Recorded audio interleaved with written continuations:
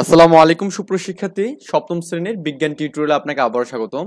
ষান্মাসিক সামষ্টিক মূল্যায়ন 2024 আমাদের 20 তারিখে যে পরীক্ষাটা হওয়ার কথা ছিল, এটা অ্যাকচুয়ালি আমাদের দেশে যে আন্দোলন চলতেছে এই কারণে হয়তো বা পরীক্ষাটা পিছায় যাবে এখানে। ওকে, তারপর আমরা এখানে এই পরীক্ষার কিছু নমুনা কোশ্চেন দেখবো যেগুলো আমাদের এখানে খুবই ইম্পর্টেন্ট, এবং এই কোশ্চেনটা খুব আসার মতো একটা কোশ্চেন এখানে। তো কাজ এক বলছে এখানে বিষুবীয় রেখা কাছাকাছি অঞ্চলের জীব বৈচিত্র্য বেশি কেন এখানে আমাদের বলছে এখানে। তো আমরা অ্যান্সারটা দেখি এখানে।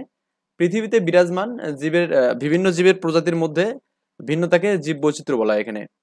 অর্থাৎ আমাদের এখানে জল, স্থল, অন্তরিক্ষে তা বিদ্যমান বিভিন্ন প্রজাতির মধ্যে প্রজাতিগত, জিনগত এবং পরিবেশগত যে বৈচিত্র্য লক্ষ্য করা যায় তাকে জীব বৈচিত্র্য বলে।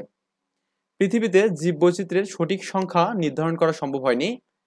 কোনো নির্দিষ্ট অঞ্চলে বসবাসকারী প্রজাতির মোট সংখ্যা গণনা করে জীব বৈচিত্র্যের পরিমাণ সম্পর্কে ধারণা লাভ করা যায়।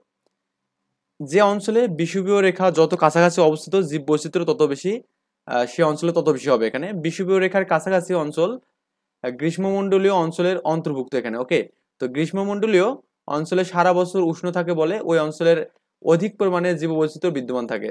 যেমন দক্ষিণ আমেরিকায় আমাজন রেইন ফরেস্ট একটি গ্রীষ্মমণ্ডলীয় অঞ্চল। এখানে এই অঞ্চলে প্রায় 40,000 ভিন্ন প্রজাতির উদ্ভিদ জন্মায়।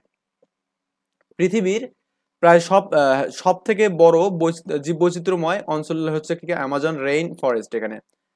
অ্যামাজন রেইন ফরেস্টের বিষুবীয় রেখার কাছাকাছি অবস্থিত এখানে, তাই বলা যায় বিষুবীয় রেখার কাছাকাছি অঞ্চল গ্রীষ্মমণ্ডলীয় বলে অধিক পরিমাণে বৃষ্টিপাত ঘটে এবং সূর্যের আলো পায়, যার দরুন এই অঞ্চলে জীববৈচিত্র্যের পরিমাণ বেশি হয় এখানে। ওকে, কাজ 2 আমাদের দেওয়া আছে, তুমি যে এলাকায় বাস করো সে এলাকার ফসল বা উদ্ভিদের তালিকা তৈরি করতে বলছে। মানে আপনার বাসায় আর কি, হ্যাঁ, কোন কোন ধরনের আমাদের উদ্ভিদ পাওয়া যাবে এবং কোন কোন ধরনের এইরকম কোশ্চেন কিন্তু খুব আসার মতো সম্ভাবনা। যেমন উদ্ভিদ, সবজি বা মশলা, ফল দিয়েছে এখানে। যেমন উদ্ভিদ সুপারি গাছ আছে, হ্যাঁ, চাপালিশ আছে, তারপর হচ্ছে তেলসুর আছে, আম আছে, সেগুন আছে, চাম্পা আছে।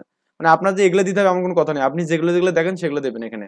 তারপর আপনি এখানে ধুন্দল আছে, তারপর এখানে আদা, হলুদ, আমার বলতেছি জব, তুলা, হ্যাঁ, আলু।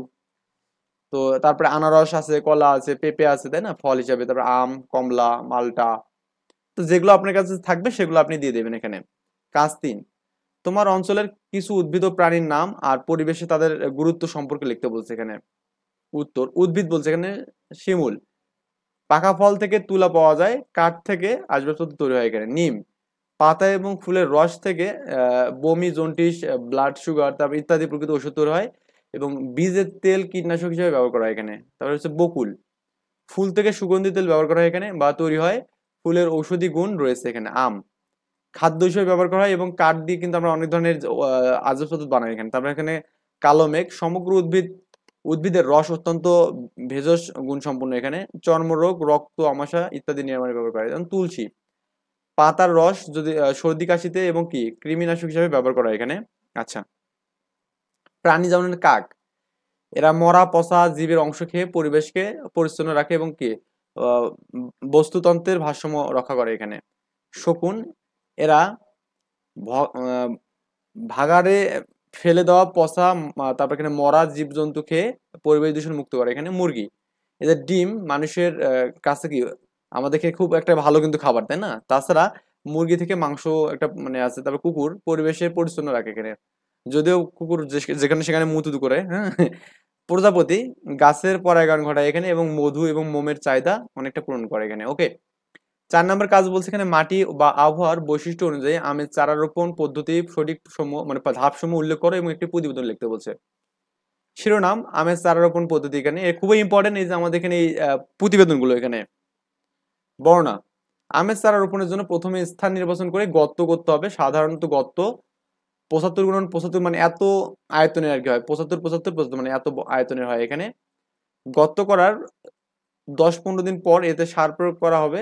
গর্তের জন্য গোবর সার 10 কেজি, টিএসপি 500 গ্রাম, তারপরে হচ্ছে এমপি হচ্ছে কি 250 গ্রাম, জিপসাম হচ্ছে কি 250 গ্রাম দিয়ে মাটির সাথে ভালোভাবে মিশিয়ে এটা করতে হবে এখানে। এরপর মিশ্রিত মাটি বা সার দিয়ে গর্ত ভরাট করতে হবে এখানে।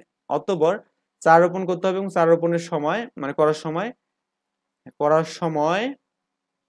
দিয়ে আছে, এটা মনে হয় একবার পড়ছে এখানে যে করার সময় লক্ষ্য রাখতে হবে চারা যেন সোজা থাকে এখানে। চারা রোপণের পর খুঁটি দিয়ে চারা বেঁধে রাখতে হবে এবং চারা গাছের গোড়ায় মাটি কিছুটা উঁচু করে দিতে হবে। প্রয়োজনে পানি সেচ করতে হবে এখানে। তো যে লেখছে সে জান্নাতুল মাওয়া, রোল নাম্বার হচ্ছে ক শাখা, এখানে শ্রেণী সপ্তম এখানে। ওকে, 5 নাম্বার বলছে এখানে অভিযোজন সম্পর্কে একটি প্রতিবেদন। অভিযোজন খুবই ইম্পর্টেন্ট, এটা একটু ভালো করে দেখবেন, খুবই ইম্পর্টেন্ট এখানে বিষয় আর কি। পরিবর্তিত জীবের জীব এবং ফসলের বেঁচে থাকার কৌশল এখানে বর্ণনা বলছে এখানে কি প্রতিটি জীব সব সময় চেষ্টা করে তার পারিপার্শ্বিক পরিবর্তনশীল পরিবেশের সঙ্গে নিজেকে খাপ খাইয়ে বা মানিয়ে সেই পরিবেশ থেকে বিভিন্ন ধরনের সুবিধা পেতে, পরিবেশের বিভিন্ন প্রতিকূলতার মধ্যে নিজেকে ঠিক মতো মানিয়ে যে সুষ্ঠুভাবে বেঁচে থাকা বা বংশবৃদ্ধি করার জন্য জীবের বিভিন্ন ধরনের যে পরিবর্তন ঘটে, এই পরিবর্তনের গঠনগত, শারীরবৃত্তীয় কিংবা আচরণগত হতে পারে এখানে। এর ফলে জীব যে বৈশিষ্ট্য অর্জন করে তা পরের প্রজন্মে সঞ্চালিত হয়। এভাবে প্রত্যেক প্রজন্মে নতুন কিছু বৈশিষ্ট্য অর্জনের মাধ্যমে এক সময় সরল জীব থেকে নতুন কঠিন কঠিন জীবে উদ্বোধন ঘটবে এখানে।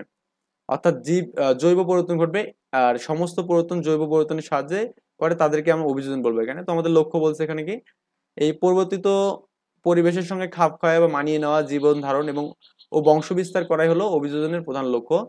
আহ, পরিবর্তিত পরিবেশ গঠনগত, শারীরবৃত্তীয় এবং আচরণগত বিভিন্ন পরিবর্তন ঘটিয়ে সুষ্ঠুভাবে বেঁচে থাকা, পরিবর্তিত পরিবেশের সঙ্গে সামঞ্জস্য রেখে বিভিন্ন পরিবর্তন ঘটিয়ে নিজস্ব প্রজাতির অস্তিত্ব রক্ষা।